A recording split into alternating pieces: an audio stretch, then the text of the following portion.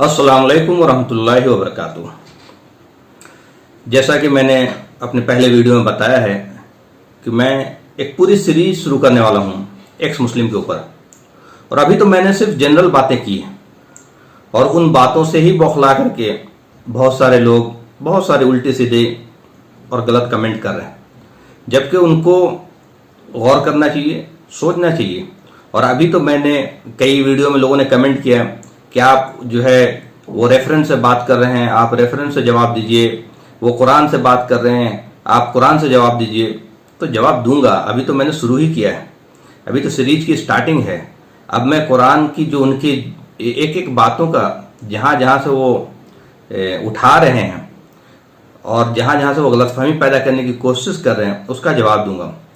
गलतफहमी मैं क्यों कह रहा हूँ कि कुरान को समझने के लिए दो चीज़ों की ज़रूरत है। एक तो कंटेक्स्ट, किस कंटेक्स्ट में उतरा, और दूसरा उसकी लैंग्वेज, अरबी का मिनिमम मालूमात, मिनिमम बेसिक जो फंडामेंटल बुनियादी ग्रामर है वो पता होना जरूरी है। वरना क्या है कि वो अल्फाज की मीनिंग जो उसकी ट्रांसलेशन की है वो एज इट इज ले लेगा और वो उसके लिए कंफ्यूजन का जरिया बन जाएगा।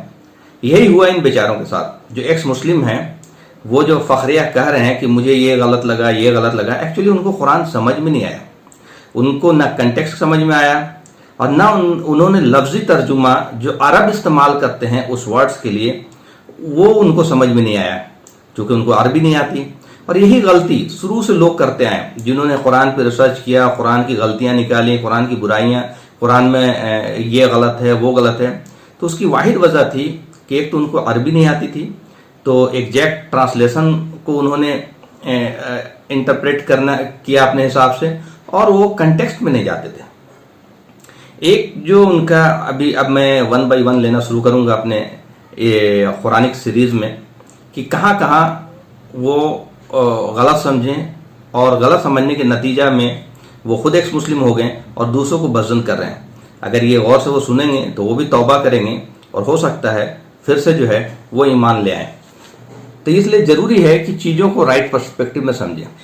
उन्होंने एक वीडियो में, जो आदम सीकर हैं जो पाकिस्तानी हैं, वो एक वीडियो में कहते हैं, क्या कहते हैं कि भाई मजाक उड़ाते हुए कि देखिए मोमिनों के लिए शराब की नदियां बहेंगी जन्नत में और दुनिया में शराब पीना मना है।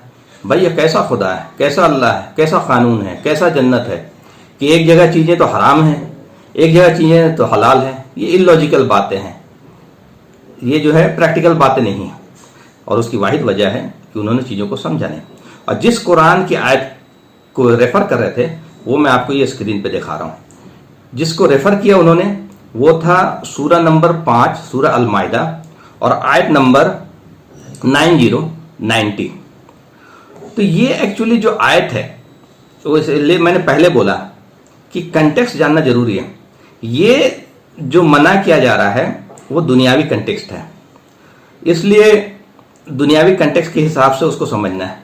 तो यहाँ पे जो वर्ड यूज हुआ, वो जो वर्ड यूज हुआ है यहाँ पे वो मैं आपको दिखाता हूँ, आपको स्क्रीन पे भी आएगा। ये है बिस्मिल्लाहिर्रहमानिर्रहीम, मैं आपको पढ़ के सुनाता हूँ।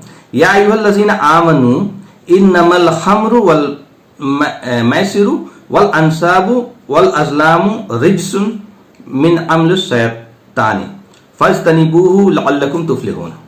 तो यहाँ जो वर्ड यूज हुआ है खम्र यूज हुआ है, और ट्रांसलेशन में क्या लिखा हुआ है, शराब लिखा हुआ है। यही है असल पॉइंट जो समझना है। अरबी में शराब कहते हैं पीने की चीज को। रूट वर्ड जो है सीन रा बा, शराबा, सीन रा बा। अरबी का ये खास लैंग्वेज का खास एक पहचान है, उसमें रूट वर्ड होता है शराबा। शराबा मतलब उसने पिया। तो शराब शराबा से बना है, शराबा से बना शराब मतलब पीने की चीज। हर पीने की चीज को, हर पीने की चीज को हम शराब कह सकते हैं अरबी में, ठीक है। तो यहां जो वर्ड यूज हुआ है वो खम्र यूज हुआ है, और खम्र जो है अरबी में कहते हैं, ये मैं आपको विकिपीडिया का लगा रहा हूं, अरबी में खम्र किसको कहते हैं।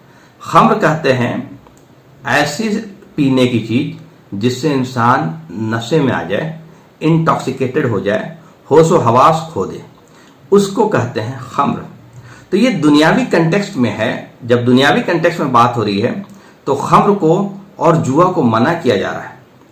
اے لوگوں، اس کا جو میننگ ہے یا ایھا الذین آمنوا، اے لوگوں جو ایمان لائے ہو، انما الخمر والمیسر، بے شک یقیناً شراب اور جوا، والانصاب والازلام، اور بت اور فال نکالنے کے تیر جو دور جاہلیت میں ہوتے تھے، رجس من عمل الشیطان، یہ شیطان کی عمل ہے، ناپاک عمل ہے شیطان کی. فاجتنبوہ، تو اس سے تم بچو، لعلکم تفلحون، تاکہ تم فلاح پاؤ. یہ کنٹیکسٹ کیا ہے؟ دنیاوی کنٹیکسٹ ہے. کیوں منع کیا جا رہا ہے اللہ تعالیٰ آگے بتاتے ہیں. ایکچولی یہ آگے پیچھے پڑھتے نہیں ہیں اور کہیں سے چیزیں اٹھا کر کے آؤٹ آف کنٹیکسٹ چیزیں بات کرتے ہیں. یہ آگے بتایا جا رہا ہے کہ کیوں دنیا میں آپ کو منع کیا گیا ہے، اور دنیا میں نہیں، آخرت میں بھی خمر جو ہے آخرت میں بھی جنت میں بھی نہیں ملے گا. وہاں شراب ورڈ یوز ہوا ہے، وہ میں آگے دکھاؤں گا. یہ دنیاوی کنٹیکسٹ میں بات ہو رہی.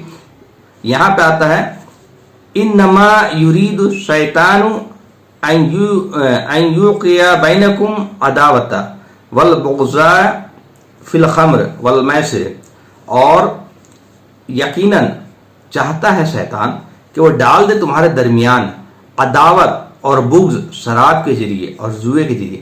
شراب اللہ تعالیٰ کہہ رہے ہیں کہ یہ بہت ہی خراب چیز ہے. یہ انسانوں کے بیچ میں دشمنی پیدا کر دے گا، انسانوں کے بیچ میں ایک دوسرے سے بغض پیدا کر دے گا، ایک دوسرے کے لیے کینہ پیدا کر دے گا. ڈومیسٹک، ہم جانتے ہیں شراب کی وجہ سے کتنی بیماریاں ہوتی ہیں، کتنی گھروں میں برائیاں ہوتی ہیں، کتنے ڈومیسٹک وائلنس ہوتے ہیں.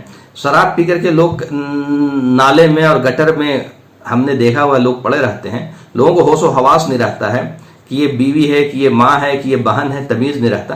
اللہ تعالیٰ اس لیے منع کر رہے ہیں. اور شراب جب پیے گا آدمی، جو شراب جس کو شراب خمر کہا جا رہا ہے اس کو پیے گا آدمی، تو ہوش و حواس میں نہیں رہے گا. تو نماز کا جو صلات کا ٹائم ہوگا وہ بھی اس سے چھوٹے گا، صلات بھی چھوٹے گا. ساری برائی کا مدر آف آل ایول جو ہے وہ شراب ہے.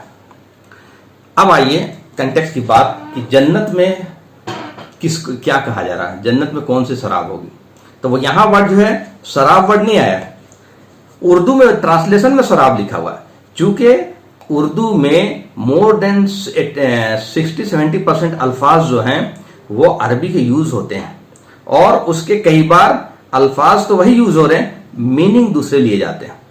نیکسٹ جو ہے میں آپ کو بتاؤں کہ میں نے آپ کو وہ اسکرین دکھا دیا کہ خمر کا مطلب کیا ہوتا ہے. آپ ویکیپیڈیا میں سرچ کر سکتے ہیں، یا کوئی بھی عربی ڈکشنری اٹھا کر کے آپ سرچ کر سکتے ہیں. اب جو جنت کے لیے جو ورڈ یوز ہوا ہے وہ کیا ورڈ یوز ہوا ہے وہ آپ کو دکھاتا ہوں.